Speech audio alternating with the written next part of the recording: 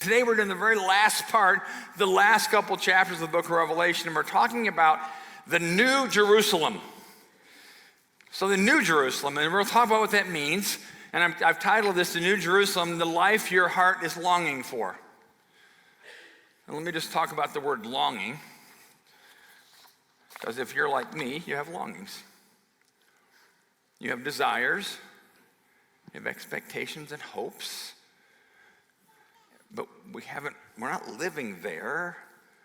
But what do we do with these longings, and what should they tell us?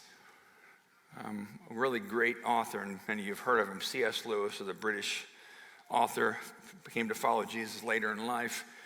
But he wrote this about this longing that we have, and the longing being a signpost to God. This is what he wrote.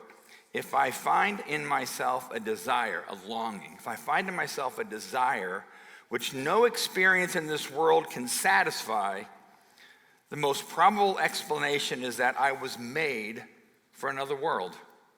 I'll read that again. If I find in myself a desire, a longing, which no experience in this world can satisfy, the most probable explanation is that I was made for another world. Say that with me. I'm made for another world. 1, 2, 3. I am made for another world. We are. We're made for another world. And Lewis said, which Scripture kind of will validate, is that there's times we have these longings. And here's the word I'm going to introduce. This is a word we all know. Here's the word for today. Pang. All right? Like the lightning bolt there too, I put that on there. Pang. Pang is an intense emotion that you feel. And sometimes we have pangs that are part of the longing and the desire and kind of this haunting emotion like, I think I'm made for another world, or something's not right. So we have these pangs. And we have these, and they kind of send us their signposts to this other world.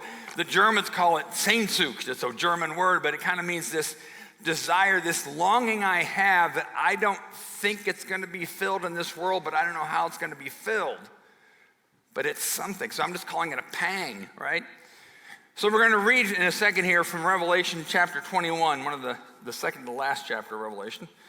And it kind of talks about this end reality of this new Jerusalem, this new heaven and new earth. And it's, if somebody walked in a church like today and they knew nothing about Christianity, they would probably think, this sounds a little weird, like out there after life, but I would hope they would also say something about it sounds like I'm made for that, right?